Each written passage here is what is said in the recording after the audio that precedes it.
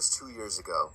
I was called in to do the night shift, 10 p.m. to 4 a.m. at 7-Eleven, since somebody called out. The store was located on a busy road in a rather quiet and rural area.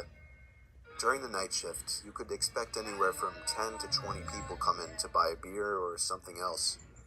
This one particular night, there was this one guy, mid-20s, that came in. He started making weird noises, like loud yelling noises. I assumed he had some kind of mental disability. In fact, my brother has a mental disability, so I immediately felt sympathy for the guy. He walked up to the counter without any items, with his head facing me, but his eyes were looking up at the ceiling. I felt uncomfortable. I honestly didn't know how to deal with it.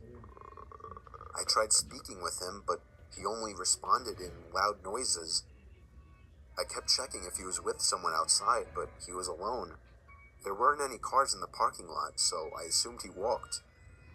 He stood there for so long, looking up at the ceiling and making noises, that I tried to get him out by handing him a bag of chips and telling him he can go. I tried finding some kind of number to call for someone to help him. Then, out of nowhere, he finally turned around and walked out of the store.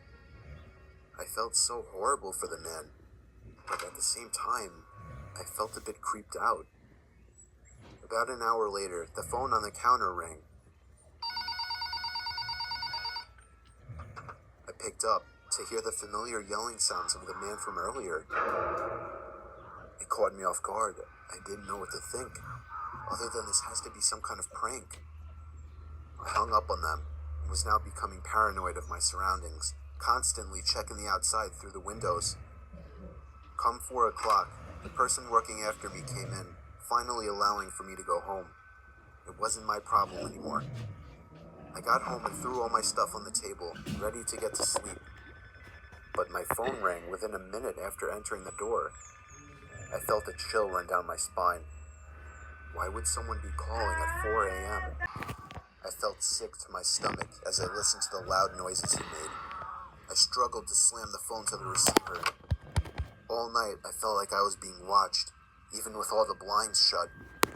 And I could swear I heard strange noises coming from all over my house. I refused to get any sleep until the sun came up. Weeks passed and I had forgotten about the incident, until one day, when going into the basement for the first time in a while, I found that papers had been scattered all over the floor, and when I went into the basement closet, I found writing on the walls. 7-Eleven had been written in Sharpie on the wall,